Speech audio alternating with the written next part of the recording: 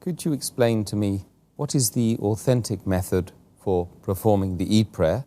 And perhaps you would give us a short description for the benefit of the viewers watching today. As far as Eid Salah is concerned, there are different types of Muslims pray and there are different opinions. But as far as you go according to authentic sources, the Quran and the Sahih Hadith, then you have one common method. And according to authentic sources of all the Sahih Hadith, if you collect, we come to know that as far as the Eid Salah is concerned, whether it be Eid al-Fitr or Eid al-Adha, we have to offer two Salah, 2 rakat Salah, 2 units of Salah. It's mentioned in the Hadith of Sunan Bayhaqi, volume number 3, book of Jummah Salah, Hadith number 5719. Umar, may Allah be pleased with him, radiyallahu anhu, he said that the traveler's prayer is 2 rakat, the Adha prayer is 2 rakat, talking about Eid al-Adha, and the Jummah prayer is 2 rakat. This is the full length of all these prayers as it came from the Messenger of Allah. That means Eid Salah should be 2 rakat. Point number 2, that before Eid Salah, there is no adhan and there is no aqama. It's mentioned in Sahih Muslim, volume number 2, in the book of Salah, hadith number 1929. Jabir ibn Samura, he said that he prayed along with the Messenger of Allah subhanahu wa ta'ala, both the Eids on more than 1 or 2 occasions, and there was no adhan and no aqama. That means for each Salah, there should be no adhan and no aqama. It's different than the normal congregation Salah.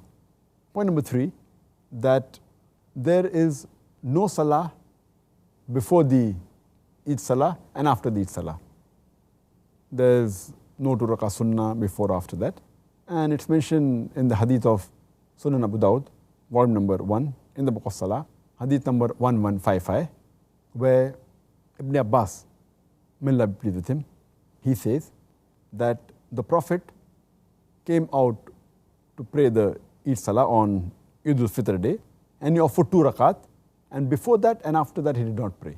That means before and after Eid Salah there are no other prayers. Further, point number 4, when a person starts the Eid Salah, he should say the Takbir al-Ihram, that's Allahu Akbar, and then say the open supplication. This is followed by 7 Takbir in the first rakat, and in the second rakat he should say 5 Takbir.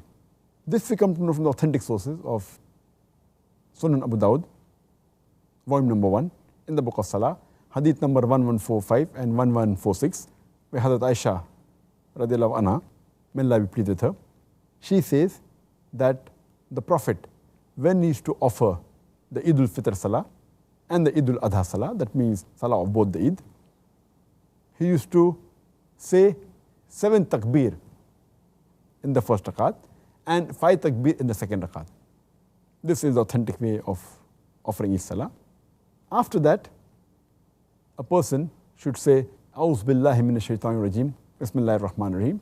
I seek refuge with Allah from Satan the accursed, and in the name of Allah, most gracious, most merciful. And then he should recite Surah Fatiha.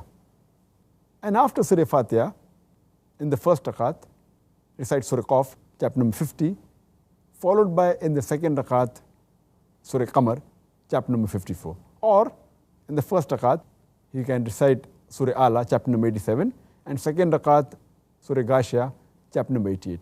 Both these types of first and second rakat have been proven from authentic hadith.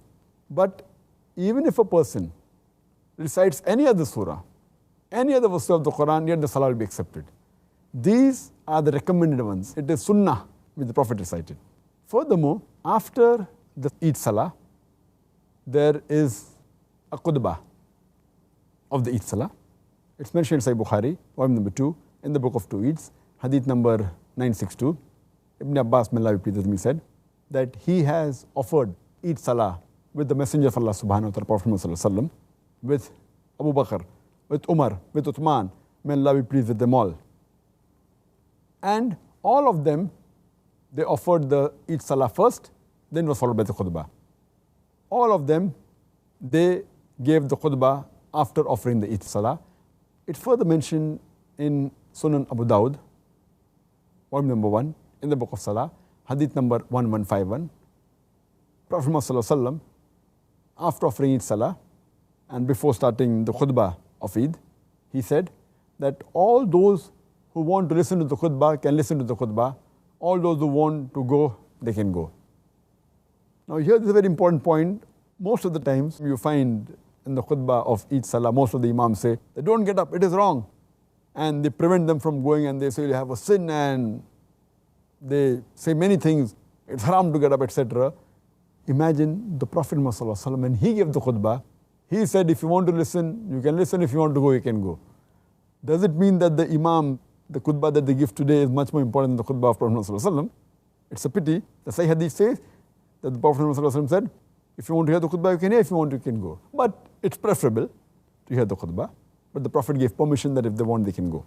And further it's mentioned in Sunan Abu Dawud, volume number 1, in the book of Salah, hadith number 1068. The Prophet said that both the Eids have synchronized, the Eid al-Fitr and the Friday. Friday is called as a weekly Eid. So those who do not want to offer the Jummah Salah may not do it, because the Eid Salah in congregation is sufficient. But we will offer the Jummah Salah. That means, imagine, the Eid prayer is so important in congregation.